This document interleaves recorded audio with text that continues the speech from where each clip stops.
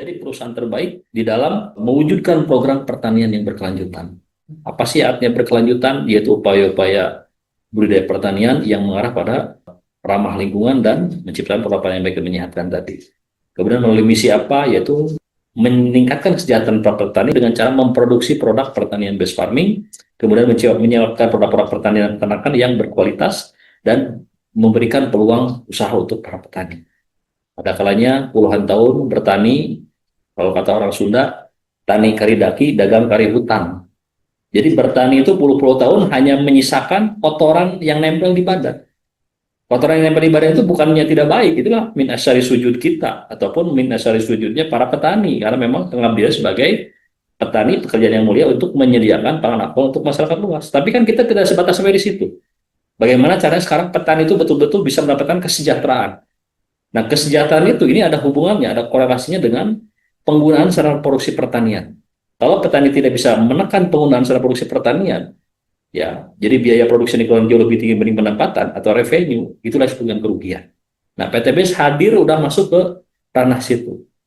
Ya, kalau pemerintah bisa mengadakan program subsidi pupuk, ya, jadi eceran HET itu tidak boleh lebih dari 90.000 per karung, baik urea, SPT 6, KCL, ataupun Ponska yang di bawah BUMN Pupuk Indonesia. Ya, tapi faktanya ya tetap juga masih ada juga yang kesulitan. Maka hadirnya PTBS di sini, kita bersinergi dengan pemerintah, ya sama-sama kita ingin memberikan kesejahteraan buat para petani, yaitu memproduksi secara produksi pertanian yang betul-betul harganya sangat terjangkau.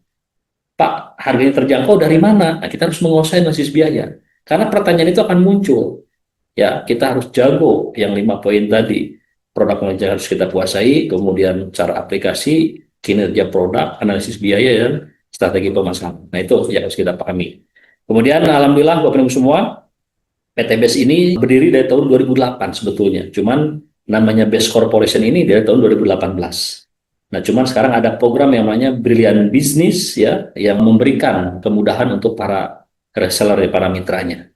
Jadi alhamdulillah PTBS dari dulu ya berdiri di sini-sini saja ya, di gedung Surapati Core di Bandung ya. Oke, nah alhamdulillah Bapak Ibu semua, saya di PTBS ini sudah masuk tahun ke-6 untuk terus mendampingi seluruh mitra PTBS ya, yang tentunya program ini ya sudah berjalan di tahun ke-6. Jadi ya, saya bergabung tidak di tahun pertama PTBS itu lahir ya di 2018, saya tepatnya di 2019 akhir. Tapi qadarullah sampai sekarang masih diberikan ya kepercayaan tugas oleh perusahaan untuk terus mendampingi ibu semua, yaitu sebagai konsultan produk pertanian Best Corporation, karena memang varian produk itu sekarang sudah ada 9, insya Allah plus 1. Nanti ada produk Mega Brilliant NPK berimbang 18-18. Nah, jadi kalau NPK berimbang sudah di launching, ya siap-siap saja panen, karena itu adalah produk yang saingannya ya masih jauh lah dengan yang ada di pasaran. Jadi teknologinya hampir sama dengan agro sawit, cuman kandungan NPK-nya di 18, 18, 18 ya. Insya Allah untuk memperkuat brandingnya produk best farming ya. Oke. Nah, Bapak dan Ibu semua, konsep-konsep ini sering kita gaungkan ya, bahwa hadirnya produk pertanian yang mengarah kepada produk-produk organik yang ada di PTBS, itu intinya adalah bagaimana caranya kita bisa memberikan 3 keuntungan secara langsung. Baik itu buat para petani, baik itu untuk tanaman maupun untuk tanah. Program Revolusi Hijau yang bergulir tahun 70-an di Indonesia, ya itulah para ahli sudah menyimpulkan, itulah teknologi yang tepat di zamannya. Jadi program Revolusi Hijau atau Green Revolution itu membawa 5, ya membawa misi utama, yaitu bagaimana caranya dalam skala luasan 1 hektar itu mampu meningkatkan produktivitas, baik itu kuantitas maupun kualitas. Itu tujuan dari Revolusi Hijau. Maka di zamannya Pak Harto dulu terkenal yang namanya intensifikasi pertanian atau program Pancang Usaha Tani. Ada penggunaan bibit dan benih unggul, ya, kemudian pengolahan lahan sempurna, NPK berimbang, pembasmian hama, bahasanya masih pembasmian ya. Kalau sekarang kita gunakan istilahnya pengendalian hama penyakit tanaman. Yang kelima adalah intermittent atau irrigation ya, irigasi pengairan. Nah, tapi setelah saya simak, para ahli-ahli senior ahli pertanian di Indonesia ini menyimpulkan bahwa dari Green Revolution atau revolusi hijau yang bergulir tahun 70-an di Indonesia atau 50-an di seluruh dunia yang sudah terlibat peperangan Perang Dunia Kedua. Nah, di sini menyimpulkan bahwa itulah teknologi yang tepat di zamannya. Apakah di zaman sekarang masih relevan pancausaha tani kita terapkan? Nah, inilah yang harus kita berikan edukasinya kepada para petani.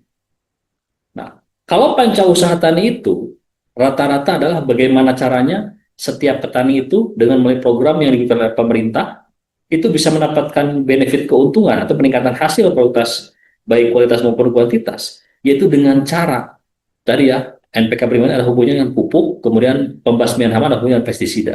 Maka 5 program pancausaha tani yang 5 ini yang menyisakan warisan adalah hanya 2, pupuk dan pestisida. Pupuk dan pestisida ini adalah 2 variabel yang menjadi ketergantungan setiap petani. Bahkan petani-petani senior yang sudah menemukan formulasi tersendiri mengenai pengendalian hama misalkan ya untuk ulat dan lain-lain, kemudian ketika di pasaran produk tersebut ditarik ataupun sudah tidak diproduksi lagi, mereka lemes karena mereka sudah menemukan formula tersendiri gitu ya, penggabungan antara racun satu dan racun lainnya, lemas, tidak ada gairah karena produk yang disayanginya tidak ada di pasaran. Nah, dengan konsep sustainability inilah kita sedang menyempurnakan ya, sedang menyempurnakan teknologi-teknologi yang sudah ditemukan tahun 70-an yang disebut dengan revolusi hijau tadi, yang tujuannya adalah untuk saling menyempurnakan, tidak menyalahkan. Nah, apa yang kita berikan untuk menyempurnakan teknologi tersebut, yaitu bagaimana caranya tanah ini bukan sebagai tempat untuk menampung berbagai jenis kimia sintetis dari pestisida maupun pupuk anorganik, tapi di mana tempat ya, di situ adanya agroekosistem, ekosistem pertanian untuk menopang kesuburan lahan pertanian sehingga hasil panen akan meningkat. Itu bedanya. Makanya produk based farming kalau digunakan oleh para petani, target sasarannya 3. Buat petani, jelas petani bisa mendapatkan efisiensi biaya, penghematan ya. Bisa meningkatkan kuantiti atau kuantitas hasil panen dalam luasan 1 hektar, tonase dalam luasan 1 hektar. Juga bisa meningkatkan kualitas. Apa hubungan kualitas yang menggunakan produk based farming? Ya, tidak. Produk based farming sebagian besar produk ramah lingkungan. Maka hasil panennya pun ini adalah akan meningkatkan kualitas. Baik dari lama penyimpanan, nasinya tidak cepat basi, ya hasil panen pun tetap bertahan karena produknya adalah produk ramah lingkungan. Begitu pula untuk tanaman, mempercepat pertumbuhan tanaman, meningkatkan fungsi akar, batang, dan daun, mempercepat masa panen, meningkatkan imunitas tanaman. Nah, yang plusnya, dengan menggunakan produk based farming, kita pun bisa meningkatkan kesuburan tanah, meningkatkan unsur hara tanah, mempercepat proses penambahan organik, dan mempercepat proses penyerapan nutrisi. Jadi tanah ini fitrahnya adalah manusia berasal dari saripati tanah. Maka tanah ini ya harus kita berikan makanan-makanan terbaik, bukan hanya sebatas, mohon maaf, penggunaan pupuk kimia organik yang diaplikasikan secara tidak bijaksana, serta pestisida yang diaplikasikan secara tidak bijaksana, yang menyisakan residu. Maka disinilah tampilnya PTBS melalui narasi yang dibangun oleh tim based farming, tujuannya adalah bagaimana caranya tanah-tanah pertanian Indonesia itu betul-betul bisa ya memberikan hal-hal yang terbaik untuk pertumbuhan tanaman.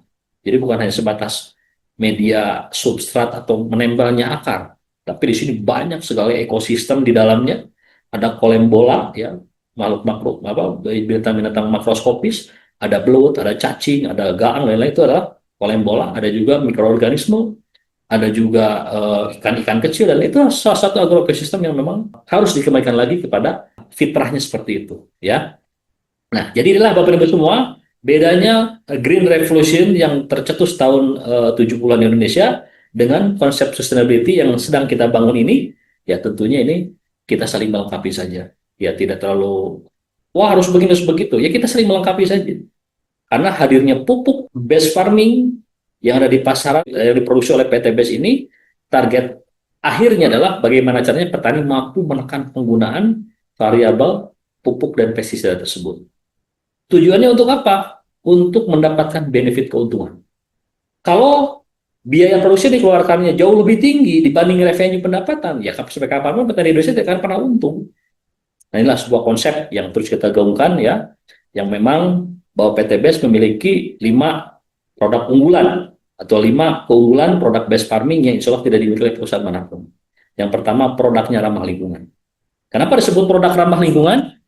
Ya, karena raw materialnya berasal dari bahan-bahan yang mudah turun di dalam tanah. Insya Allah tidak menyisakan residu di tanah, tidak menyisakan residu di tanaman ataupun di hasil panen.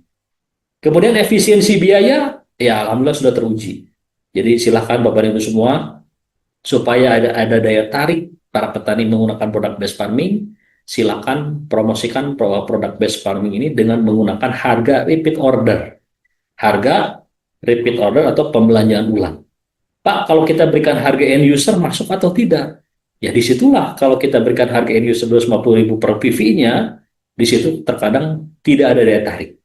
Lantas apa Pak keuntungan kita sebagai mitra kalau kita memasarkan harga repeat order yang misalkan per PV-nya 125.000? Ya tetap perusahaan pun akan menyediakan apresiasi-apresiasi yang sudah ditetapkan oleh perusahaan untuk para mitra yang memang memasarkannya melalui sistem. Boleh silakan. Mau konvensional boleh nggak Pak? Boleh.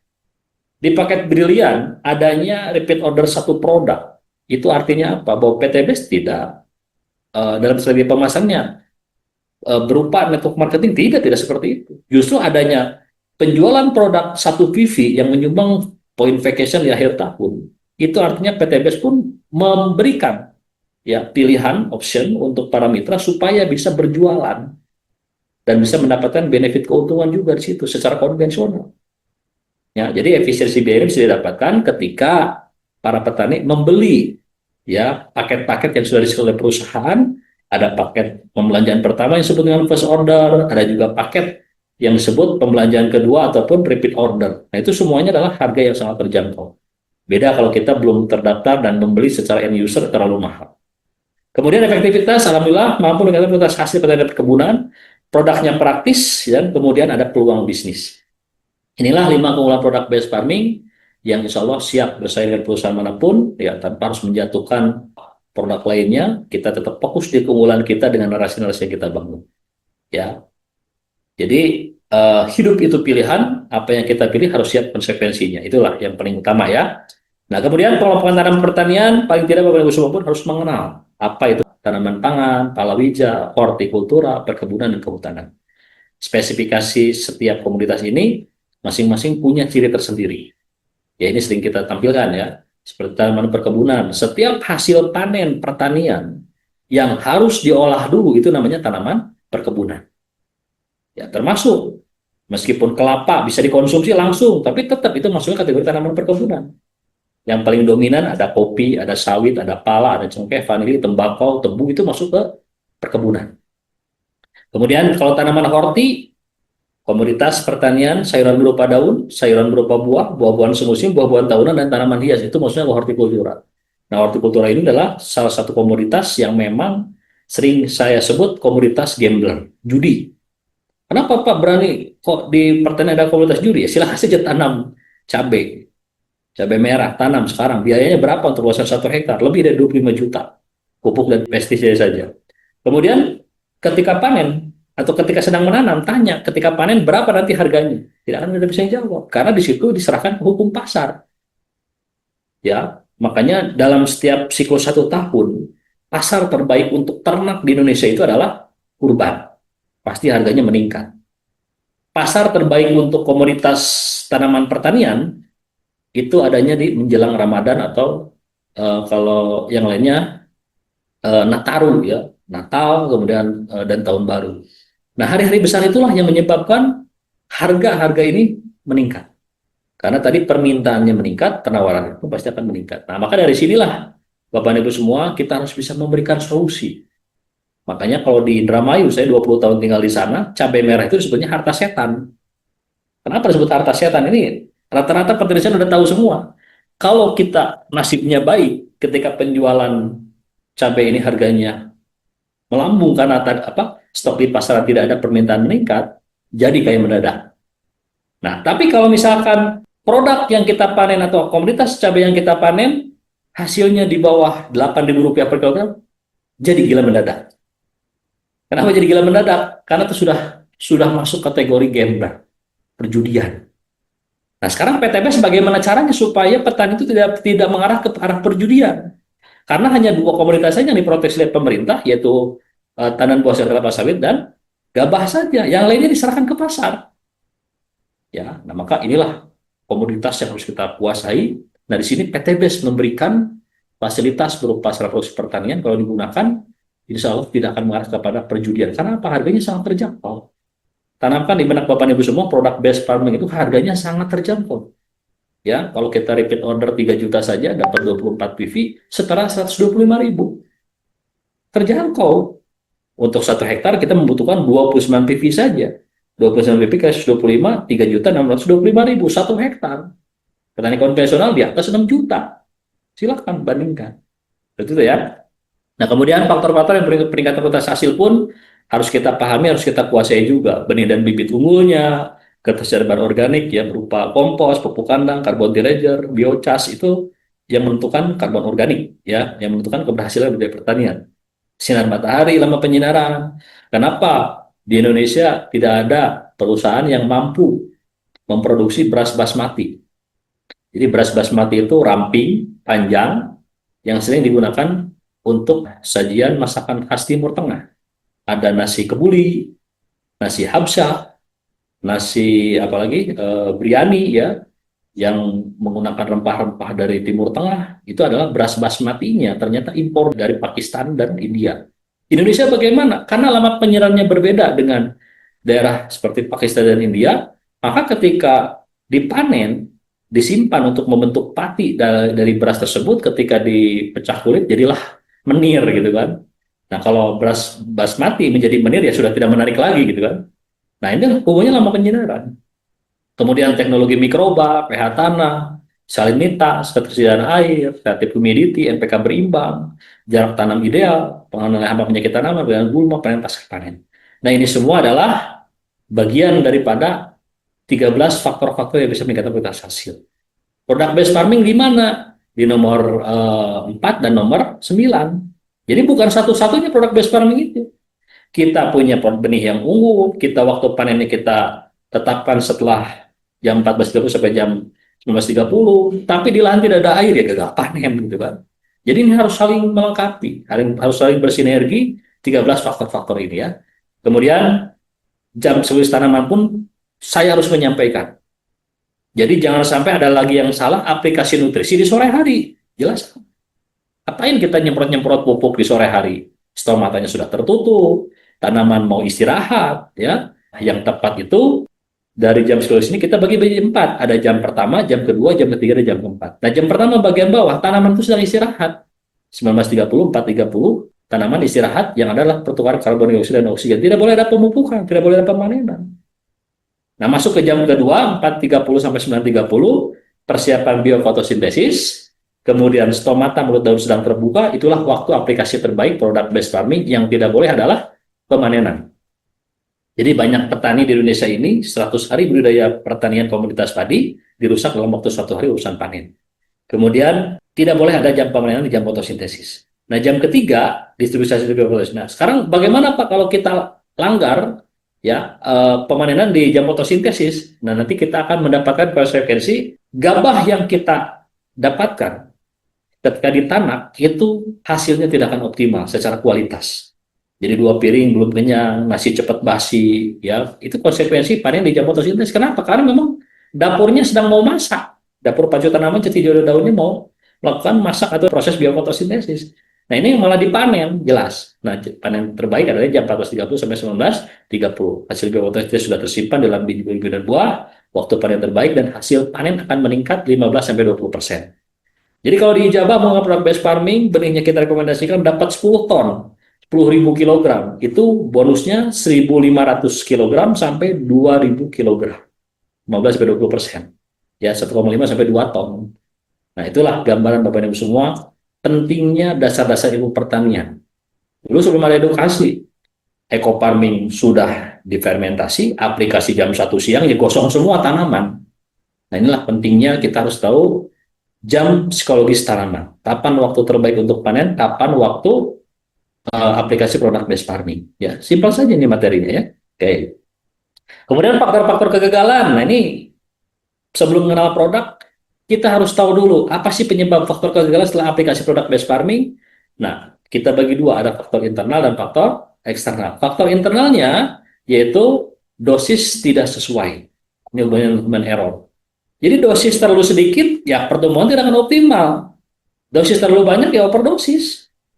Kemudian produk difermentasi. Fermentasi harus mengikuti kaidah-kaidah ilmu biologi, ya ini tidak sesuai. Apa itu fermentasi?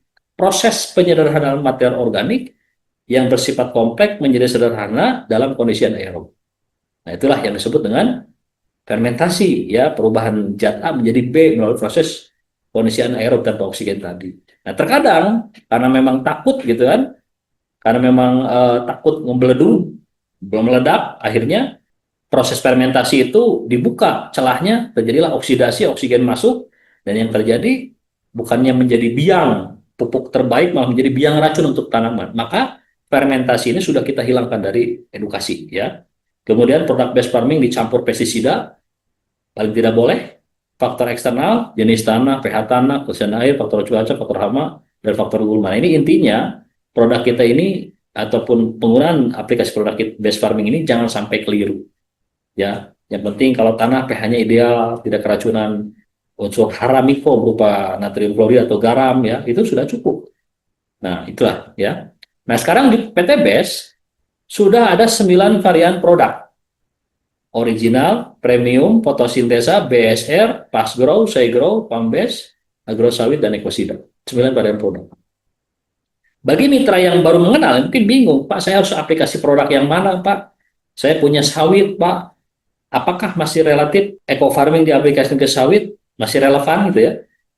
Ya silakan saja, selama di situ masih ada air, silakan. Pak, susah ada air, Pak, ya jangan dipaksakan. Ya, makanya di PT BES juga memproduksi ya pupuk-pupuk yang di dalamnya ada teknologi yang tanpa harus ada penyiraman, terutama untuk sawit ya. Karena di situ ada moisture content yang mampu mengikat air di dalam tanah dan di udara. Salah satunya ada Pambes, ada Segro, ada Agrosawit. Ya, nah itu seperti itu ya. Nah, kemudian kita mengenal di PT BES ini ada 2 varian produk eco farming. Nah, ini materi ini akan saya sampaikan ya, supaya jangan ada lagi polemik ya. Pak Wan kan ada 2, kok cenderung memilih ke sini? Tidak, saya itu netral. Maka di hari ini saya akan membandingkan head to head 2 produk ini, nanti jurinya para mitra. Ya, berdasarkan kajian-kajian ilmiahnya dari lembaga-lembaga yang ditunjuk oleh pemerintah ya. Ada yang di Brawijaya untuk eco farming premium, ada yang di Unpad ya untuk eco farming original dan lainnya. Nah, tujuannya adalah kita hanya menyampaikan ya masing-masing keunggulan produk brand eco farming ini tanpa adanya persaingan. Silahkan nanti jurinya aja para mitra saja. Ya, oke. Jadi eco farming ini sebenarnya brandnya ada 3. Jadi eco farming original atau eco farming saja atau eco farming premium serta produk fotosintesa. Ini brandnya eco farming semua. Ya. Jadi ketika kita mengenal produk eco farming ini supaya tidak bingung ketika kita mau merekomendasikan satu kawasan atau di salah satu lahan ada yang tanaman tumpang sari. Misalkan ada kacang tanah, ada jagung, ada cabai. Menurut brosur itu dosisnya berbeda-beda. Harus menggunakan yang mana? Bagaimana cara aplikasinya? Kalau saya sebagai pengedukasi dan orang lapang, simpel sebetulnya. Jadi, baik original ataupun premium, kalau Bapak dan Ibu semua potong dibagi menjadi 2, nah itulah dosis 30 gram dibagi 2, 15 gram, dilarutkan dalam 1 liter air, masukkan ke dalam tangki 17 liter air, semprotkan ke tanah masa pratanam untuk 1000 meter persegi atau 0,1 hektar. Beres, itu aplikasi pratanam. Yang lahannya tidak ada 1 hektar. Jadi tidak harus dilarutkan semua. Ya, cukup kita ambil setengah tub, 15 gram, baik yang original atau premium, salah satunya saja. Kalau mau dicampur dengan ekosida boleh, kan ekosida itu agen hayati, isinya adalah mikroorganisme, kemudian campurkan di dalam 1 liter air, 1 sendok makan ekosida ditambah setengah tub eco farming, masuk dalam tank 17 liter air, semprotkan di masa pratanam, sebelum tanaman itu ditanam, beres untuk 1000 meter persegi. Aplikasi ke tanamannya bagaimana? Gampang, 1 tub dibagi 10 bagian. Jadi 1 tub potong pakai steril, setara 3 gram, larut dalam 1 liter air, kalau mau dikombinasikan dengan ekosida, 1 sendok makan ekosida, campurkan, semprotkan. Beres. Ya, 1/10 tub untuk 1000 meter persegi atau 0,1 hektar. Nah, seperti itu cara aplikasinya, mudah sebetulnya. Ya, cuma nanti akan ada spesifik yang saya sampaikan. Nah, kalau eco farming fotosintesa bagaimana? 1 sendok makan per tangki. 50 gram untuk 3 tangki. Itu yang rekomendasi yang paling bagus. Pak, rekomendasi dari produsen dibuat 5 atau 6 tangki, silahkan. Cuman hasil kajian saya dengan tim yang paling bagus itu satu saset dibuat menjadi 3 tangki. Jadi satu sendok makan itu ataupun satu saset dibagi 3 sendok. Nah, satu sendok makan itu untuk 1 tangki. Berarti setara 16,7 gram. Nah, itu pun silahkan. Nah, kemudian ada lagi Segro. Kalau Segro ini bisa diaplikasikan dosisnya 5 sendok makan per tangki 15-17 liter air. Ya, setara 100 sampai 125 gram. Kemudian ini bisa untuk tanaman semusim, tanaman keras berbuah tahun lainnya, kemudian juga bisa untuk kelapa sawit ya. Kalau pas grow ini dosisnya 1 sendok makan. Ya, 1 sendok makan tidak terlalu munjung, tidak terlalu tipis. Nah, ini untuk per tangkinya. Nah, ini masing-masing bisa dikombinasikan ya. Nanti ada materi yang kita kombinasikan, ini pengenalan dulu. Nah, kalau base pump per tangkinya ini cukup 1 saset saja atau 100 gram per tangki. Bisa dikombinasi dengan fotosintesa ya, itu pun bisa boleh. Nah, oke. Nah, kalau pump base sudah saya komunikasikan bahwa pump base kesepakatan kita dengan produsen dengan support system bahwa ini adalah produk yang dikhususkan untuk family palmae. Palem-paleman ada kelapa sawit, kelapa, pinang, ya, kurma, kemudian jernang, salak. Nah, itu adalah kelapa ya, palmae ya.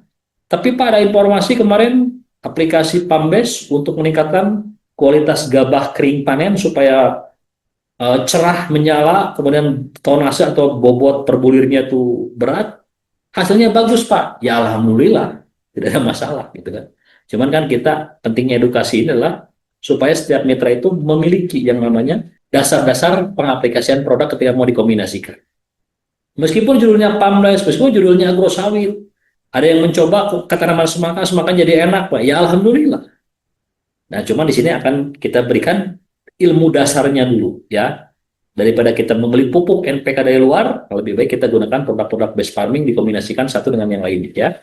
Begitu pula tadi agro sawit, ya. Produk ini alhamdulillah di masa sulit petani untuk mendapatkan pupuk dan lain, ini produk ini salah satu produk pendatang yang memang memiliki omset terbesar di PT BES. Dari varian produk pertanian, produk agro sawit ini satu kali transaksi bisa ratusan juta sampai miliaran. Jadi Bapak Ibu semua harus bisa mengambil momentum. Pak, saya tidak tinggal di sentra sawit. Yang ada adalah kopi, durian, mangga, dan lain-lain. Boleh, silahkan. Karena kita sepakati agro sawit ini high quality fertilizer dikhususkan untuk kelapa sawit dan tanaman keras berbuah tahunan lainnya. Ya, oke. Nah, ini kalau ekosida adalah pengendali hama dan penyakit tanaman. Jadi berbasis mikroorganisme yang penggunaannya cukup mudah. Jadi ini bisa semua masuk ke semua komunitas tanaman. Karena meskipun di sini judulnya adalah pengendali penyakit secara izin dari Kementerian Pertanian, tapi di sini sudah include ada turunan yang bisa ya menghasilkan senyawa antibiosis. Jadi antibiosisnya senyawa yang tidak disukai oleh hama dan penyakit tanaman yang diproduksi dan dimetabolisme oleh tubuh tanaman. Jadi ketika kita menggunakan ini, include ulat pun tidak suka. Kita menggunakan produk ini, include ya tanaman yang tidak terserang penyakit dari jenis cendawan, bakteri, virus, protozoa dan nematoda, hama pun tidak suka. Dan ini salah satu produk ya pengelihatan penyakit tanaman berbasis mikroorganisme. Ini ekosida. Baik. Nah, saya akan kenalkan dulu. Yang pertama giliran eco farming premium dulu nih. Eco farming premium ini dengan eco farming original ini masing-masing punya izin edar dari Kementerian Pertanian. Dua produk yang berbeda, disuplai oleh vendor perusahaan terbaik yang berbeda, dan masing-masing punya keunggulan. Jadi izin edar Kementan, kalau di situ ada kode 0208-2022-749, itu artinya pupuk ini sudah terdaftar di Kementerian Pertanian, 02 sebagai pupuk organik, 08 berupa padatan atau briket, 2022 adalah tahun diajukannya ke Kementerian Pertanian, 749 adalah kategori pupuk ini yang masuk ke Kementerian urutan ke 749 jenis briket ini. Ya. Nah, lahan subur petani makmurnya sama. Kita langsung ke kandungan saja. Ya, bahwa tanah-tanah di Indonesia ini jadi natural fertilizer konsep materi yang sering saya sampaikan. Kenapa hutan tidak pernah dipupuk? Siapa yang pernah memupuk hutan? Tapi kok tanpa ada campuran manusia tetap masih bisa memberikan oksigen untuk kehidupan manusia, keberlangsungan hidup manusia, ya, kemudian keanekaragaman hayati, tempat disimpannya air yang melimpah, gitu kan. Nah, siapa yang mau memupuk? Ternyata di hutan itu sangat tersedia yang namanya unsur karbon organik. Apa itu karbon organik? Raw material yang berasal dari makhluk hidup. Ada serasa dedaunan, pohon yang tumbang, bangkai binatang buas, bangkai mikroorganisme, itu adalah bahan organik semua yang siap didekomposisi oleh bakteri pengurai bahan organik tersebut dan menjadi nutrisi terbaik untuk tanaman sehingga unsur hara tersedia dan asam humat pun tersedia. Jadi natural konsep ini, konsep pemupukan alami itu ada 3 unsur. Pertama unsur karbon organik, kemudian unsur hara dan asam humat pembedah tanah. Ada 3. Nah maka kalau kita menggunakan produk berbasis produk organik seperti eco farming baik premium maupun original, itu yang pasti akan mampu menekan penggunaan pupuk NPK lainnya bisa sampai 75% bahkan 100%. Nah, kenapa bisa seperti itu? Karena para ahli, saya menyimpulkan, dosen-dosen saja para ahli juga ya, kadang suka tampil ya di media sosial. Beliau itu menyampaikan seperti itu. Kalau saja di Indonesia ini atau di dunia ini penggunaan pupuk warisan dari revolusi hijau itu masih digunakan tanpa ada sentuhan karbon organik yang ada pada pupuk maupun unsur yang lainnya, ambruk pertanian di dunia ini. Kenapa? Karena yang dibutuhkan itu adalah karbon organik. Dalam konsep natural fertilizer tadi, yang dibutuhkan itu karbon organik. Karbon organik, unsur hara, dan asam humat. Nah, yang dari di hutan tadi, siapa hutan yang pernah memupuk tadi, diproyeksikan ke lahan pertanian, supaya lahan pertanian itu bisa betul-betul meningkatkan kesuburan lahannya, ya supaya terjadi bioremediasi, biorestorasi, karena unsur hara dalam tanah itu bisa habis. Kan itu bagian daripada sumber daya alam yang tidak bisa diperbaharui. Apa contohnya? Kenapa dulu terkenal di apa namanya di dunia ini ada yang namanya pertanian nomaden yang tidak menetap.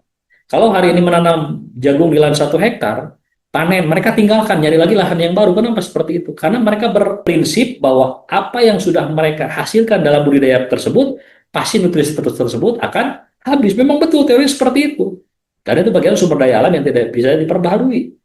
Nah, sekarang bagaimana caranya tanpa nomaden tadi, jadi harus menetap, tapi kandungan hara itu bisa tergantikan. Nah, maka solusi jawabannya produk best farming. Salah satunya ada eco farming di sini. Eco farming original ataupun premium. Ya, itu boleh pilihan, silakan. Saya di sini tidak ada kepentingan condong ke sana kemari, semua produk best farming itu tanggung jawab edukasinya di pundak saya menyampaikan ini semua, nanti para mitra yang jadi jurinya. Pak, saya udah fanatik menggunakan original, silahkan lanjutkan. Pak, ini premium dahsyat juga nih. Di Malaysia saya habis sekian-sekian membelanja, sama produk best farming dua-duanya, ke-9 produknya punya keunggulan tersendiri. Ya, nah seperti ini ya gambarannya ya. Masalah-masalah klasik ini sudahlah, karena ini ada hubungannya dengan apa? Ya tadi lah, ada hubungannya dengan persaingan bisnis. Tapi bagaimanapun kita menginginkan penggunaan pupuk kimia sintetis, penggunaan pestisida harus lebih bijaksana lagi dalam penggunaan. Kalau tidak bijaksana bagaimana Pak? Ya sudah dipastikan akan terjadi kerusakan ya di berbagai sentra ataupun di berbagai lahan pertanian Indonesia yang menyisakan residu yang sangat berbahaya sehingga yang terjadi kerugian buat para petani juga. Jadi bukannya tidak baik penggunaan pupuk kimia organik di aplikasi terus-menerus itu. Bayangkan tahun 70-an hanya 70 kg saja. Sekarang tahun 2025 sudah nyampe 700 kilo. Ada laporan ada sudah nyampe yang 1 ton. Nah apa? Kenapa bisa seperti itu? Karena tadi penggunaan pupuk ini memang dibuat untuk terus-terusan menjadi ketagihan. Kalau tidak ada pupuk ya lemas, tidak ada pertumbuhan gitu kan. Padahal ada beberapa strategi untuk mengganti itu semua. Bagaimana caranya? Itu ada. Inilah pentingnya edukasi di sini ya. Oke. Nah sekarang kita lihat lagi ya, hal semacam ini ya bukan bukan rahasia lagi Bapak Ibu semua ya. Jadi yang kita butuhkan sekarang adalah bagaimana sekarang caranya kita bisa memberikan solusi-solusi terbaik ya untuk para petani sehingga petani itu betul-betul mampu meningkatkan produktivitas hasil baik secara kuantitas ya jumlah tonase dalam besar 1 hektar maupun kualitas. Apa itu kualitas? Berhubungan dengan minimnya residu kimia sintetis yang ada pada pupuk dan pestisida yang diaplikasikan pada hasil panen. Nah, itu tujuan utamanya. Ya, maka inilah pentingnya edukasi yang harus kita pahami sama-sama ya. Hadirnya pupuk organik untuk menekan penggunaan pupuk kimia anorganik yang diaplikasikan terus-menerus yang berdampak kepada terjadinya kejenuhan, pH menjadi menurun, bersifat asam, sehingga tanaman tidak tumbuh dengan baik. Jadi adanya pupuk organik ini hasil kajian-kajian kita, yaitu kita kombinasikan dengan cara menekan tadi, maka hasil akan optimal. Jadi berdasarkan kajian-kajian ilmiah, baik di Brawijaya, di Unpad ya, penggunaan pupuk eco farming ini tetap ya, yang ada sentuhan pupuk organik, meskipun di situ masih ada 50%, tetap hasil jauh lebih baik dibanding yang 100% penggunaan pupuk kimia anorganik. Ya. Nah, jadi pengenalan produk-produk eco farming ini masing-masing punya keunggulan tersendiri. Ya, dilihat dari kandungan ini ya, karbon organiknya 51,49%, kemudian C/N rasionya 16,95, kemudian yang paling utama di sini adalah kadar air 11,41%. Jadi kalau ada yang bertanya, Pak, eco farming premium dan eco farming original apa sih bedanya? Jelas dari kadar airnya. Jenis eco farming premium kadar airnya 11,41%. Berarti kering dia. Yang original sekarang yang terbaru di angka 15 ya, 15, sekian persen. Jadi lebih lembab ya, mendekati 16%. Nah, masing-masing punya keunggulan ya. Masing-masing punya keunggulan ya, silahkan. Bagi Bapak dan Ibu semua belum pernah mencoba premium, silahkan. Bagi ya, Bapak dan Ibu semua yang sudah fanatik terhadap original, ya jalankan saja, lanjutkan. Ya, tujuan saya di sini, tugas saya adalah hanya untuk memberikan pencerahan ketika ada pertanyaan, Pak, mana yang lebih bagus? Ya, dua-duanya bagus. Terus mana yang tidak bagus? Yang tidak bagus ya sering bertanya. Jadi terus-terusan bertanya terus, jadi sampai tidak bisa menyimpulkan mana yang bagus gitu kan. Kalau ditanya mana yang bagus, ya masing-masing ini punya keunggulan. Dan lebih dahsyat lagi kalau produk ini dikombinasikan dengan produk yang lainnya, produk base farming lainnya. Nanti kan kita lihat ya. Nah, jadi secara legalitas inilah tentang pengenalan produk eco farming premium. Semuanya sudah berizin edar Kementerian Pertanian, semuanya sudah diujikan, hasil pengujiannya dulu di Komunitas Jagung di Universitas Brawijaya, kemudian masing-masing punya keunggulan tersendiri. Nanti kita lihat testimoni saja langsung ya. Cara aplikasi cukup mudah, ada pembiangan, pengenceran, kemudian penyemprotan. Jadi tidak ada fermentasi.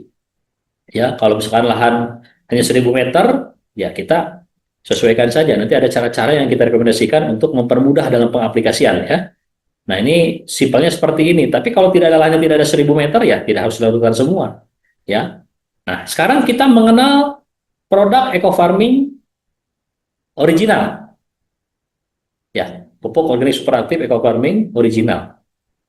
Nah, jadi pupuk eco farming original ya sering kita sebut dengan pupuk organik superaktif karena memang di dalamnya banyak sekali mengandung bakteri dan cendawan. Pak, mana buktinya ada bakteri dan cendawannya? Kita tampilkan nanti. Ya. Jadi pupuk ini tidak hanya sebatas memberikan nutrisi lengkap bagi tanaman, tetapi juga berperan penting dalam merestorasi tadi ya. Restorasi itu jadi untuk meningkatkan kualitas tanah, kesuburan tanah ya yang telah menurun. Kemudian kombinasi manfaat tersebut menjadikan solusi tepat untuk mewujudkan sistem pertanian yang lebih sehat, berkelanjutan dan ramah lingkungan. Nah, jadi kategori produk eco farming original ini adalah jenis kategori pupuk organik. Meskipun premium pun organik, cuman jenis ini dilengkapi dengan lembaga sertifikasi organik dari Innovis ya, jadi lebih lengkap. Nah, kemudian kalau kita lihat di sini, kandungan unsur haranya yang kita tampilkan di eco farming original ini, ya di situ sama-sama mengandung 13 unsur hara ya yang lengkap. Ada hara makroprimer NPK, hara makrosekunder kalsium, magnesium dan sulfur, dan 7 hara mikrotrace elemen. Ada ferrum, zinc, mangan, molybdenum, cuprum, boron dan fluor. Kemudian C organiknya 43,61%. Kemudian total daripada NPK-nya di 4,60 karena ciri dari organik itu seperti itu ya. Kemudian kadar airnya justru ini bukan lagi 16 tapi 19,94. Masing-masing produsen punya dasar tersendiri kenapa mempertahankan air. Kadar air di briket ini ada yang 11,41%. Nah, kalau ini 19,40%.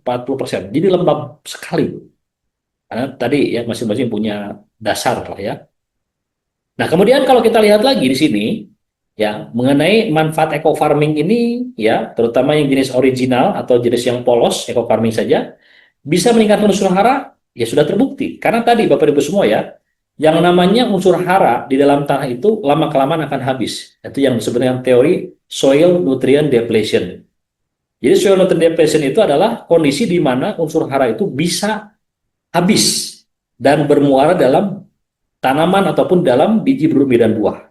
Nah, sekarang bagaimana caranya supaya bisa digantikan lagi unsur hara yang hilang tadi ya, supaya bisa digantikan lagi, yaitu dengan menggunakan produk base farming. Salah satunya produk eco farming ini, baik yang premium maupun yang original, ya, sama, silakan.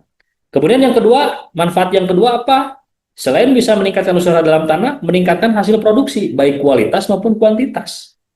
Kualitas berhubungan dengan minimnya residu kimia sintetis dari jenis pupuk dan pestisida, kuantitas berhubungan dengan luasan, ya, ataupun hasil tonase atau berat bobot, ya, dalam satuan tonase dalam luasan 1 hektar. Itu yang hubungannya dengan meningkatkan hasil produksi, ya, baik kuantitas maupun kualitas tadi. Kemudian ada lagi di sini meningkatkan kualitas. Berarti tadi dengan menggunakan produk eco farming, maka di sini hasil panennya pun itu akan menunjukkan kualitas yang baik. Lama dalam penyimpanan, ya. Sekarang Bapak dan Ibu semua bisa coba lah. Kita punya semangka, baru kita beli di pasar, tidak habis, disimpan di freezer. Baru beberapa hari itu, kalau bahasa itu sudah buyatak. Buyatak itu dia kondisinya sudah seperti bubur. Udah racunnya banyak gitu kan. Nah, di situ apakah ada kualitas? Nah, maka dibutuhkan input daripada hasil panen yang berkualitas itu tergantung daripada sarana produksi pertanian yang berkualitas, terutama yang mengandung bahan-bahan organik tadi, ya. Nah, kemudian meningkatkan imunitas tanaman sudah teruji juga, tapi kita tidak bisa mengklaim dengan menggunakan eco farming. Ada di sini ada pencegah hama tanaman, tidak menggunakan pestisida atau tidak menggunakan penghama penyakit berbasis mikroorganisme, misalnya di produk base farming ada ekosida, tidak ada jaminan juga. Tapi yang pasti yang menggunakan produk-produk ini mampu meningkatkan imunitas tanaman memang sudah teruji. Ya, tapi tetap, ya, kita tidak ada klaim bahwa produk pupuk ini bisa mencegah hama penyakit, tidak bisa. Ya, makanya di sini nanti ada arahan yang kita berikan untuk dikombinasi antara satu dengan yang lainnya, ya. Oke. Nah, kemudian meringankan biaya produksi, ya, ini sudah teruji, ya. Jadi dengan adanya eco farming ini, kalau di harga repeat order katakanlah harga brilian sekarang di 1,85 dapat 10 produk, itu sudah bisa untuk 1 hektar, ya. Nah, sisanya apa? Nah, karena ada penggunaan NPK organik lainnya, nah, kita bisa gantikan dengan produk base farming. Jadi sudah saya hitung, ya, penggunaan produk base farming itu untuk luasan 1 hektar itu di bawah 4 juta, sangat terjangkau, ya. Oke, kemudian di sini ada lagi mempercepat masa panen. Jadi kalau tanaman semusim ada selisih panen 1 pekan saja, 7 hari jauh lebih cepat. Itu yang dicari oleh para petani. Kenapa? Karena secara nutrisi sudah tercukupi, secara umur yang tadinya padi di 100 hari, nah ini ada selisih 90 hari sudah bisa panen. Nah, itulah yang namanya penggunaan pupuk kalau tepat sasaran, maka bisa mempercepat masa panen. Jadi keunggulannya hampir sama, narasi-narasinya hampir sama. Nah, selanjutnya nanti Bapak Ibu semua lah yang menjadi jurinya, mana yang lebih bagus dan lain-lainnya, ya. Nah, ini kita lihat. Ya, yang pertama, dari legalitas bahwa produk eco farming ini sudah mengadakan registrasi yang kedua. Karena yang pertama di 20 Januari 2020, ya, sudah 5 tahun berjalan. Nah, sekarang sudah mau masuk 5 tahun yang kedua. Jadi produk ini sudah berizin dari Kementerian Pertanian, ya, kemudian sudah mendapatkan lembaga sertifikasi organik dari Innovis atau LSO, ya, di Indonesia ini, bahwa ini kategori pupuk organik, ya, jadi sudah cukup lengkap. Kemudian kalau kita lihat lagi sini, itu ada legalitas, ya. Kemudian hasil uji mutu eco farming pun selalu diujikan, ya, di Universitas Padjadjaran karena ini berdomisili di Bandung. Kemudian hasil pengujiannya, ya, sama-sama kuat, ya. Pak, jangan samakanlah Pak, eco farming original dan premium itu beda. Sama, saya sebagai pengedukasi sama. Makanya ketika produk ini diedukasi, itu nanti menjadi pilihan, menjadi opsi tersendiri buat para mitra. Karena tugas saya ini bagaimana caranya semua produk base farming ini melalui lisan program Zoom meeting yang disediakan oleh perusahaan, ya, saya paparkan semua, ya. Jadi masing-masing punya keunggulan, ya. Nah, ini dari hasil uji mutu eco farming. Jadi uji mutu ini sebetulnya uji kandungan hara, ya, sudah cukup lengkap di sini. Ya, biasa diujikan di Universitas Padjadjaran. Kemudian yang unik lagi di sini ada hasil uji, ya, dari pusat kelapa sawit pun sudah kita mengujikan juga. Kemudian dari laboratorium juga, ya. Nah, ini hasil uji mikroba yang harus kita tampilkan, ya, yang harus kita tampilkan. Nah, kandungan mikroba yang ada pada eco farming jenis original atau jenis yang eco farming saja, kan ada eco farming dan eco farming premium. Nah, ini kategori eco farming ini adalah sebenarnya eco farming original ya. Cuman eco farming saja disebutnya ini kan, karena ada dua varian tadi. Coba ada pun original untuk mempermudah penyebutan saja. Nah, ini kita bisa lihat ya. Di sini banyak sekali yang mengandung berbagai mikroorganisme di dalamnya. Nah, di situ ada Paenibacillus polymixa. Nah, mungkin Bapak Ibu semua sering mengikuti Zoom training yang saya adakan di penghama penyakit tanaman. Jadi, Paenibacillus polymixa itu adalah salah satu agen antagonis yang mampu mengendalikan hama dan penyakit. Meskipun kita tidak bisa langsung mengklaim, karena izin edarnya adalah pupuk. Kemudian di situ ada juga yang namanya Lactobacillus species ya, yang menghasilkan asam laktat. Kemudian ada lagi banyak ya, tulisannya kecil ya. Ya, ini intinya lengkap semua. Ya, lengkap. Nah, masing-masing tadi punya keunggulan. Jadi saya menyampaikan ini ya dalam artian dalam rangka edukasi ya. Kita tidak bisa menyimpulkan produk ini bagus dan tidak kalau kita tidak mencoba. Maka silakan Bapak Ibu semua, dua varian produk plus satu ada Eco Farming Original Premium dan fotosintesa, masing-masing punya keunggulan tersendiri. Ya, adapun edukasi yang saya berikan ini adalah hanya sebatas pencerahan produk saja. Saya tidak mengarahkan harus menggunakan dan gitu. Itu pilihan, ya. Oke. Nah, sekarang ada lagi sertifikat uji efektivitas eco farming. Nah, ini pernah diujikan juga ya di Universitas Pajajaran di tahun 2019 dulu. Nah, hasil pengujian ini sering saya tampilkan. Jadi penggunaan pupuk NPK anorganik yang dibatasi ya sampai 70% dan eco farming 70%, disinilah memberikan hasil yang cukup optimal. Sehingga hasil yang cukup optimal ini kita bisa menyimpulkan 4 kunci keberhasilan aplikasi eco farming, baik yang premium maupun yang original. Ya, jadi kalau kita melihat hasil kajian ini, ya kita bisa lihat, nah di file yang ini ya, di file yang berikutnya. Nah ini ya, jadi intinya aplikasi produk pupuk organik ini ternyata betul-betul mampu, ya, mampu meningkatkan hasil, ya, baik kualitas maupun kuantitas di komoditas jagung. Ya, kenapa bisa meningkatkan hasil? Karena tadi para ahli sepakat termasuk dosen-dosen saya pernah menyampaikan kalau di dunia ini kita hanya menggunakan pupuk kimia anorganik saja, hancur semua industri pertanian. Kenapa? Karena yang dibutuhkan itu bukan hanya sebatas pupuk kimia anorganik saja, tapi perlu ada sentuhan yang hanya pupuk-pupuk organik. Makanya kenapa para ahli menciptakan pupuk organik itu tujuannya adalah untuk memberikan keseimbangan. Nah, dari hasil kajian seperti ini kita sudah bisa menyimpulkan ya bahwa pupuk eco farming ini ketika dikombinasikan NPK ditekan 75%, kemudian yang produk eco farmingnya dari 100% digunakan 70%, nah ini hasilnya yang bagian bawah ya. Nah, ini hasil dari pengujian ini tidak bisa dibantah secara akademis. Ya, jadi sengaja saya tampilkan supaya nanti Bapak dan Ibu semua kalau ada pertanyaan, saya di sini akan menyampaikan ada 4 poin uji keberhasilan aplikasi eco farming. Dari mana hasil kajian-kajian ini. Nah, ini hasil ujian-uji ya. Jadi setelah menggunakan produk eco farming yang dikombinasikan, kalau tahap pertama 50% penggunaan NPK organiknya, dan eco farming 100% yang kita rekomendasikan, ada peningkatan 15-31%, dan ini sudah teruji. Ya, kemudian di komunitas tanaman hortikultura pun sama ya, peningkatan 30-67% dari bawang merah, ya pentang dan lain-lainnya. Karena tadi kuncinya, kalau kita terus menggunakan kimia sintetis terus, yang ada ambruk, dunia pertanian kita ambruk. Makanya hadirnya pupuk organik yang diberikan izin edar oleh Kementerian Pertanian, inilah sudah saatnya kita memberikan benefit, keuntungan, dan menebar manfaat buat para petani. Ya, nah nanti ada kiat-kiat yang harus saya sampaikan ya. Tujuan utamanya adalah supaya jangan sampai salah dalam pengaplikasian. Nah, begitu pula di komunitas Brasise ya, ada kubis, ada pecai dan lain-lainnya. Nah, ini kita bisa lihat ya, lettuce, kemudian ada peningkatan 21-34% setelah menggunakan produk eco farming ya, jenis original ya. Kemudian di komunitas tanaman lainnya pun, untuk di komunitas hortikultura ya, sayuran buah, itu ada terong dan cabai, ini pun ada peningkatan hasil juga.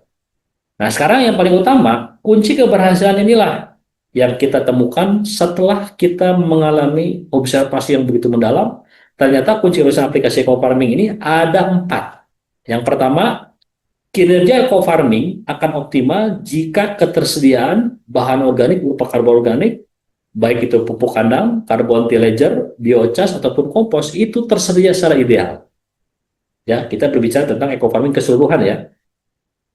Nah, kalau di lahan tersebut tersedia yang namanya pupuk organik atau pupuk karbon organik dari jenis pupuk kandang, kompos dan lain-lain, maka di situ hasil pupuk eco farming akan optimal. Kenapa ini sering kita sampaikan? Karena sering saya menganalogikan bahwa pupuk organik eco farming, baik yang premium, kemudian yang original, itu sering kita analogikan adalah di dalamnya itu ada pasukan yang handal, pasukan koki handal, yang siap memasak di lahan, yang siap untuk memasak. Dan kalau di lahan tersebut tidak tersedia, bahan yang dimasaknya berupa karbon organik tidak akan optimal. Maka ini penentu nomor satunya keberhasilan dalam budidaya pertanian yang menggunakan produk eco farming. Nah, sekarang yang kedua, jika ketersediaan karbon organik di lahan itu belum ideal, maka kita masih menggunakan pupuk NPK-nya 25-50%, maksimal 75%. Yang kita tekan ya, berarti yang digunakannya berapa? 25-50%, sama saja. Ya. Nah, ini yang kedua. Yang ketiga, pembuatan lahan eco farming untuk media tanam atau lahan tidak harus difermentasi, karena kinerja eco farming tetap akan optimal tanpa difermentasi juga, baik yang original ataupun premium. Karena fermentasi-fermentasi ini ya banyak yang keliru, banyak yang salah, keluar daripada kaidah-kaidah ilmu biologi, sehingga yang terjadilah oksidasi, oksigen masuk ke dalam jaring ke dalam biang tersebut dan malah menjadi racun untuk tanam. Ya. Kemudian yang keempat, ini adalah aplikasi dilakukan dengan cara ya, untuk aplikasi sebelum tanam ada 4 sampai 6 tub ya. Dan kalau saya sering supaya tidak pusing, dibuat 6 tub saja per hektar. Ya, di masa pratanam, kemudian nanti dibagi menjadi 10 tangki, misalkan 6 tub, 30 gram dikali 6, 180 gram dibagi 10 tangki, 18 gram per tangki, aplikasikan untuk ke tanah atau ke lubang tanamnya. Jadi intinya nomor 4 ini, aplikasi ke tanah, ke tanaman, tidak harus difermentasi lagi. Silahkan aplikasikan ya, untuk ke tanah tadi setengah tub saja, antara 15 sampai 18 gram, aplikasi ke tanaman cukup 3 gram saja, atau 1 tub dibagi 10 bagian. Ya, cukup seperti itu, tidak harus dilakukan semua. Ya, karena memang semuanya itu disesuaikan dengan kebutuhan luasan lahan. Ya. Nah, kemudian hadirnya pupuk organik di PTBS ini atau di dunia pertanian di Indonesia ini tujuannya adalah pertama untuk memperbaiki atau merestorasi, meremediasi lahan-lahan pertanian yang sudah terdampak daripada kejenuhan pupuk kimia sintetis. Hadirnya pupuk organik ini sudah dipastikan ya mampu menyuburkan lahan pertanian dan meningkatkan unsur hara dalam tanah.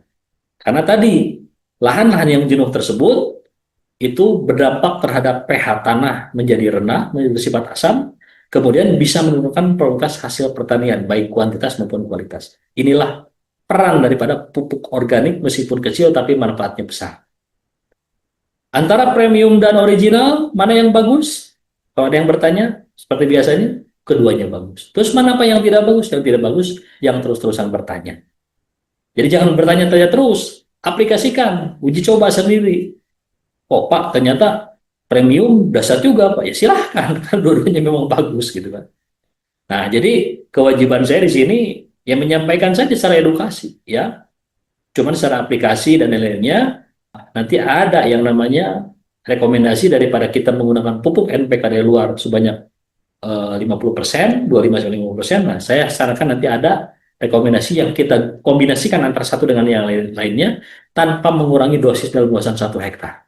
Nanti kita lihat ya. Nah, jadi yang tadi saya simpulkan materi tadi ya, kinerja eco farming yang tadi ya, intinya kunci keberhasilan aplikasi eco farming ini betul-betul harus kita pahami kalau kita ingin berhasil ya, nomor 1, nomor 2, nomor 3, dan nomor 4. Nah, sekarang ada yang namanya rekomendasi ya Bapak Ibu semua, ini berlaku untuk semua komoditas tanaman. Jadi di sini ada 2 yang kita rekomendasikan, antara eco farmingnya boleh original ataupun premium, silahkan. Nah, ini ada kebutuhan dalam luasan 1 hektar itu. Nah, sebelum luasan 1 hektar, kita berikan 1 tangki itu identik dengan 1000 meter persegi atau 1/10 hektar atau 0,1 hektar. Maka di sini dosis yang kita rekomendasikan untuk lahan 1000 meter atau 0,1 hektar atau 70 bata, 70 tumbak, katakanlah 70 RU gitu katakanlah ya. Nah, itu kita membutuhkan hanya setengah tub saja. Eco farming, masukkan ke dalam 1 liter air, masukkan 1 sendok makan ekosida, campur dengan homogen, masukkan ke dalam tangki 15-17 liter air, semprotkan ke tanah di masa pratanam ya, sebelum tanaman itu ditanam. Silahkan aplikasikan. Pak, lahannya cuma 2.000, bikin lagi tangki yang kedua, tadi yang setengah tub tadi, larut dalam 1 liter air, tambah 1 sendok makan ekosida, campurkan, masukkan ke dalam tangki, semprotkan untuk ke tanah dalam kondisi macak-macak. Macak-macak itu tidak tergenang dan tidak kekeringan. Jangan sampai tergenang. Kalau tergenang terjadi pencucian nantinya, pengenceran, sehingga tidak optimal bakterinya. Pak, bagaimana kalau aplikasi eco farming yang mengandung mikroba ini di tanah yang kering? Ya dorman. Bakterinya ya tidak aktif. Maka di sini kita harus kuasai keilmuannya, jangan sampai keliru ya. Nah, ini aplikasi pratanam yang menggunakan SOP eco farming 6 tub per hektar di masa pratanam. Tapi saran saya tadi pendampingnya adalah produk ekosida tadi, supaya untuk memproteksi rhizosphere. Rhizosphere itu adalah media perakaran ya, perakaran yang tidak mudah terserang oleh cendawan yang bersifat patogen atau bakteri yang bersifat patogen penyebab penyakit. Dengan adanya ekosida ini, tanaman jauh lebih terlindungi dari serangan hama dan penyakit tanaman. Itu yang paling utama ya. Oke. Nah, kemudian sekarang di sini ada lagi cara aplikasi kombinasi antara produk eco farming dengan produk base farming yang lainnya. Pak, ini penggabungan ini dari mana? Ya, alhamdulillah saya sudah berkomunikasi dengan para produsen dan lainnya. Intinya, daripada kita membeli pupuk dari luar yang tidak jelas. Mohon maaf, tidak jelas itu karena apa? Ya, selama ini petani ini membeli pupuk tidak dapat apa-apa, cuma dapat karungnya doang. Nah, kalau di PTBS ini, hanya di PTBS, biaya pengeluaran secara produksi pertanian atau pembiayaan secara produksi pertanian bisa dirubah menjadi peluang bisnis. Maka kita menyarankan untuk luasan 1 hektar, ya. Nah, ini hitungannya tetap per tangki ya, per 1.000 meter. Jadi kita hanya membutuhkan bisa eco farming ya, tadi 10 tuh, tapi pilihan silakan ya, mau yang premium ataupun yang original. Kemudian 1 sendok makan atau menggunakan pasgrow atau fotosintesa ya, pilih salah satunya, dan 1 saset BSR, base farm service, ditambah 1 sendok makan ekosida, larutkan dalam 1 liter air. Pak, 5 liter boleh enggak? Boleh, silahkan. Yang penting jangan masuk tangki dulu supaya pelarutannya sempurna. Nah, setelah aplikasi pelarutan, masukkan ke dalam tangki, semprotkan. Jam fotosintesis, jam 6 sampai jam 10 pagi maksimal. Seperti itu, mudah. Ya. Jadi adanya rekomendasi aplikasi 1 tangki ini adalah tujuannya untuk lahan dalam luasan 1.000 meter persegi atau 0,1 hektar. Ya, 1 tangki identik dengan itu. Pak, di tempat saya kentang bisa 5 tangki, Pak, 1.000 meter. Ya, kalaupun misalkan agak kekurangan ya, toleransinya 2 tangki saja sudah cukup. Nah, bagaimana kalau 5 tangki? Ya tekor, jebol, nanti hitungan biaya produksinya. Makanya para petani itu, ya, mereka itu tidak pernah menghitung. Jadi kalau 1 tangki saja dari berjalan, kemudian nozzle-nya kita atur ya, supaya tidak boros dan lainnya sudah sesuai, ya 1 tangki sudah cukup. Jadi kalau 1 tangki sudah baik hasil aplikasinya, ngapain harus 5 tangki gitu kan? Nah, itu banyak yang petani yang belum sadar ke situ. Makanya kita rekomendasikan kalaupun kurang untuk 1.000 meter itu bisa maksimal 2 tangki saja sudah cukup. Tapi 1 tangki kalau kita jalannya tepat, kemudian tidak ada angin, aplikasinya aman ya. Nah, ini cara aplikasi seperti ini. Nah, kemudian Pak, boleh nggak kombinasi ini kita gunakan caranya yang dulu? Nah, ini ada Segrow-nya. Karena Segrow ini kan di web itu tidak muncul, karena ini adalah salah satu produk yang memang dibantu penjualnya oleh PTBS ya. Tapi produk ini pun bagus juga sama ya. Nah, silakan menggunakan cara seperti ini pun boleh. Jadi eco farmingnya 10 tub dalam usaha 1 hektar, Pasgrow-nya 10 pots, Segrow-nya 2 pots, ekosidanya 7 pots, 29 PV. 29 PV kalau harga repeat order 3 juta dapat 24 produk, setara 125 ribuan. 125 ribu kali 29 PV berapa? 2.625.000 rupiah. Bandingkan dengan petani konvensional. Pak, kalau kita sudah menggunakan ini, boleh nggak kita menggunakan pupuk kimia anorganik subsidi yang ada jatah dari pemerintah? Karena kalau tidak diambil sayang, Pak. 25%-nya boleh nggak? Setara 100 sampai 150 kg per hektar. Ya boleh-boleh saja, silahkan. Karena prinsip dasar utamanya adalah hadirnya pupuk atau produk base farming ini adalah untuk menekan penggunaan pupuk kimia organik yang memang terkadang sulit didapatkan oleh para petani. Itu tujuan utamanya. Pak, kalau dibuat 50%, kita menggunakan SOP yang ini terlalu mahal. Cukup 25% saja. Ya. Nah, seperti ini. Nah, ini salah satu testimoni ya. Di sini ada jagung di daerah NTB ya, kalau nggak salah. Dan ini kombinasi antara eco farming dengan NPK organik sebanyak 50%. Jadi yang 50%-nya diganti menggunakan produk eco farming. Nah, NPK yang digunakan kita batasi 50% hasilnya seperti ini. Nah, kita bisa lihat dulu videonya ya. Assalamualaikum warahmatullahi wabarakatuh. Waalaikumsalam warahmatullahi wabarakatuh. Apa kabar? Merdeka. Merdeka. Sinergi. Gue berkah Noriba. Alhamdulillah ini kita bersama Pak Haji Nasir, Pak Haji Nasri ya di Lombok. Di mana ini Pak? Peringgabaya. Peringgabaya. Ini adalah kebun demplotnya beliau seluas 1 hektar. Lihat jagungnya ini umur berapa Pak Haji? 2 bulan. Ini pupuknya pakai apa? Eco farming. Eco farming ya, probiotik yang dari Sinergi itu ya? Ya. Ini kok bisa besar begini, gimana ceritanya nih Pak Haji? Itulah kehebatan eco farming yang disebut-sebut sama teman-teman itu. Alhamdulillah juga ini rumah memakai baru ternyata. Masya Allah, baru 1 kali. Ya, intinya Bapak Ibu semua, kalau kita mau aplikasikan eco farming secara tunggal, itu pun kita tidak melarang. Sebagaimana SOP dari perusahaan atau dari produsen. Ya, di sini ada yang namanya penggabungan antara eco farming yang dibutuhkan 7-10 ton per hektar dan aplikasi NPK organik sebanyak 25-50%. Nah, ini hasilnya seperti ini. Jadi kalau jagung penampilan sudah seperti ini, ya sudah dipastikan nanti tongkolnya pun besar-besar. Ya, maka dari itu ini salah satu testimoni ya penggunaan produk eco farming yang mampu menekan penggunaan pupuk NPK lainnya bisa sampai 50%. Ya, ini.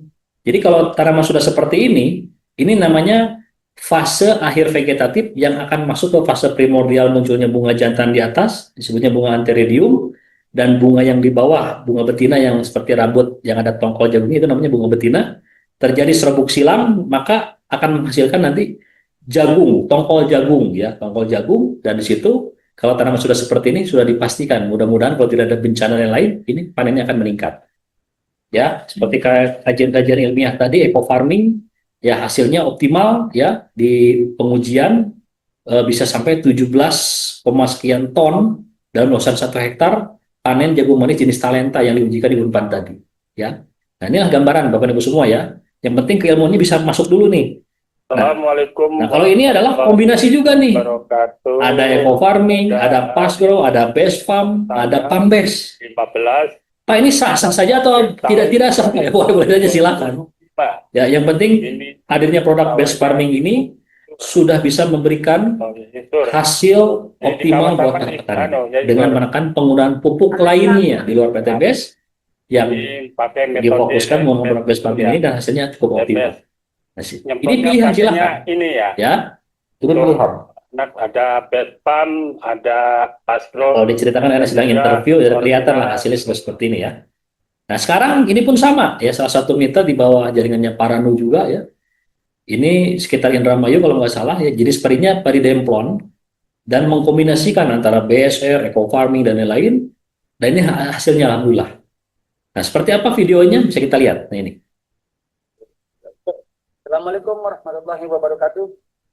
Hari ini kita sedang mengikuti di lahan garapan sawahnya Bapak Kemin ya.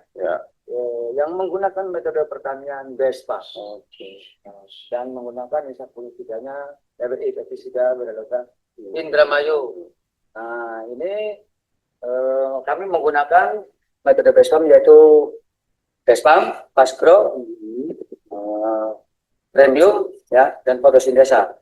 Untuk pembobotannya menggunakan Pambes kali ini. Ya, Pambes yang selama ini kita rekomendasikan untuk kelapa sawit. Karena inovasinya mitra diaplikasikan ke padi, ya padinya bagus ya alhamdulillah gitu kan. Nah, seperti ini ya. Jadi kalau padi sudah seperti ini ya insya Allah ya hasilnya pun akan optimal. Jadi dua produk antara original dan premium ini kita masing-masing sudah punya testimoni tersendiri. Apalagi yang dikombinasikan antara satu dengan yang lainnya. Ya, jadi ada penyampaian ini jenis eco farming premium. Jadi faktanya seperti ini. Meskipun di situ masih ada Pambesnya, ada BSR-nya, ada Pasgrow-nya, ya seperti inilah hasilnya ya. Kombinasian antara satu dengan yang lainnya. Kemudian di sini, nah ini ada juga ya Pasajiman yang benih yang kita rekomendasikan sedang di fase vegetatif.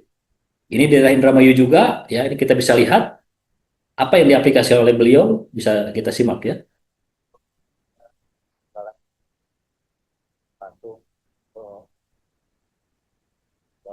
Ya, ini fase padi di vegetatif ya, pertumbuhannya seperti ini di daerah Indramayu juga.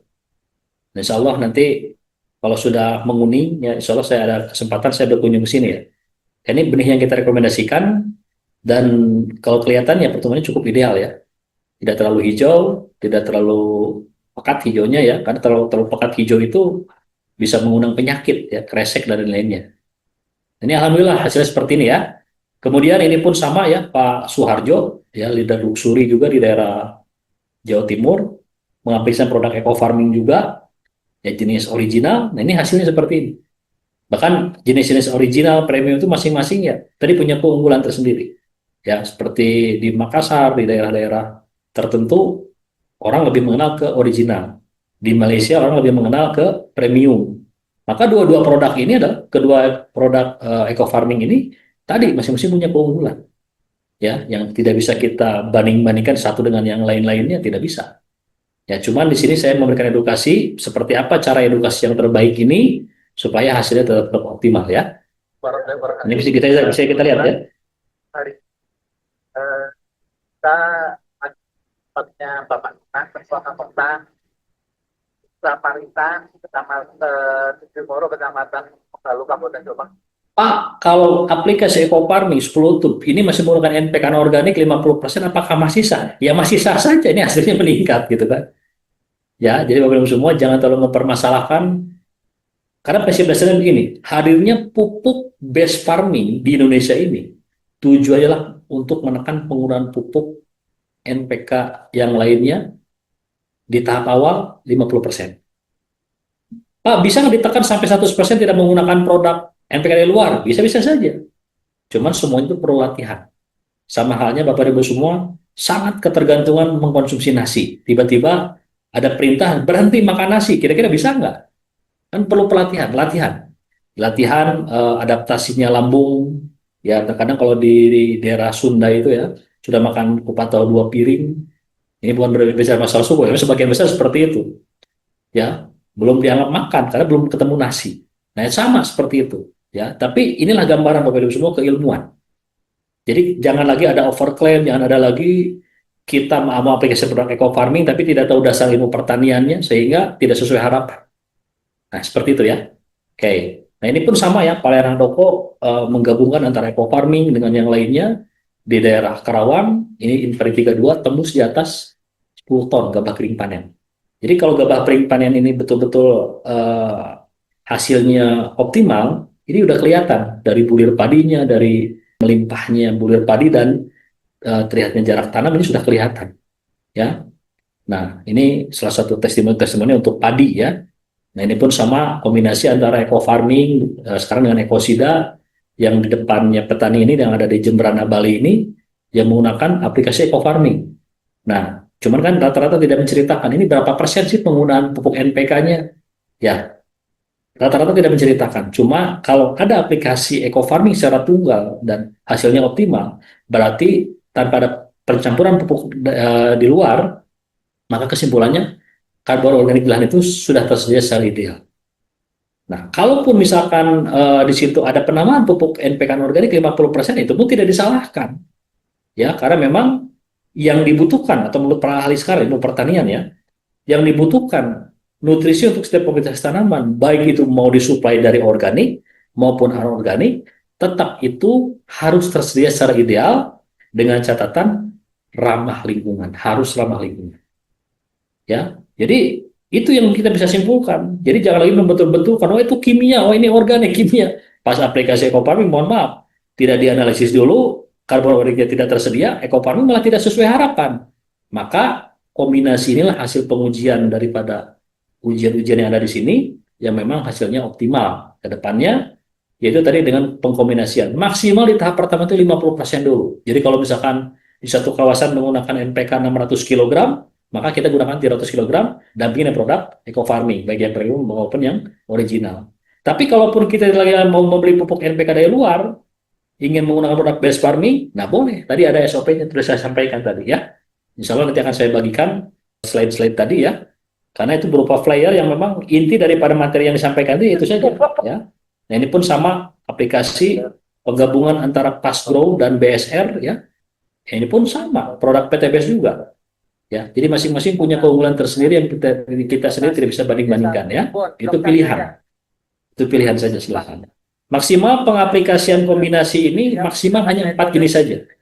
Bisa eco farming, BSR, fotosintesa dan ekosida, bisa eco farming, Pastgrow, Seagrow dan ekosida, boleh silahkan. Nah, pilihan saja itu. Pak, saya penasaran, boleh nggak agrosawit diaplikasikan ke padi? Karena tadi Pambes hasilnya bulir padinya menguning, bagus. Ya, secara edukasi sebetulnya ya di base itu kan banyak produk itu. Tapi karena apa? Karena kalau saya belum mencoba di awal, saya tidak akan rekomendasikan dulu. Ya, tapi insya Allah nanti akan saya buktikan ya seperti apa rekomendasi berikutnya. Yang penting pangsa pasar penyerapan produk base farming itu harus seimbang.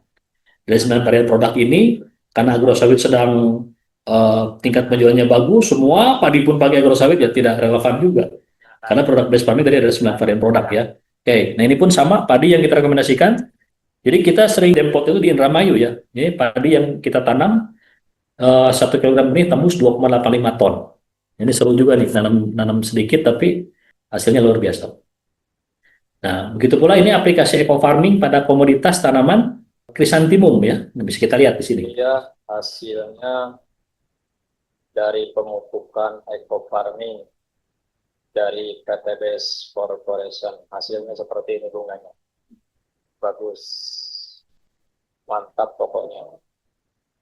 Saya video ya sampai ujung. Ya, intinya seperti ini ya. Kalau misalkan ada video aplikasi tunggal eco farming tanpa campuran pupuk lainnya, berarti di sini karbon organiknya sudah tersedia ya berupa pupuk kandangnya.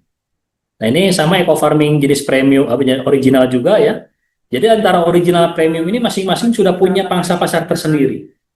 Bagi Bapak dan Ibu yang sudah fanatik terhadap premium, belum mencoba original, silahkan coba. Bagi yang sudah fanatik original, belum pernah mencoba premium, nah boleh silahkan. Yang penting adanya edukasi ini adalah untuk memberikan pilihan buat para mitra ya.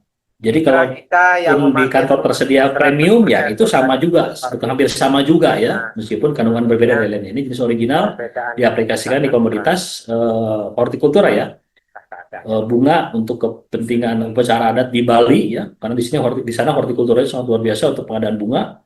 Nah ini faktanya seperti ini.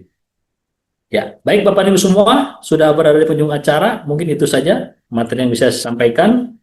Mudah-mudahan materi yang disampaikan ini ya terus menambah semangat Bapak Ibu semua di dalam mendampingi para petani dan selalu menebar kebaikan untuk para petani. Mohon maaf atas segala kekurangan, mari sama-sama kita sempurnakan dengan doa penutup majelis. Subhanakallahumma wa bihamdika, asyhadu an la ilaha illa anta, astaghfiruka wa atubu ilaik. Hadza wallahu yar'ana wa yafaduna walhamdulillahi alamin. Assalamualaikum warahmatullahi wabarakatuh.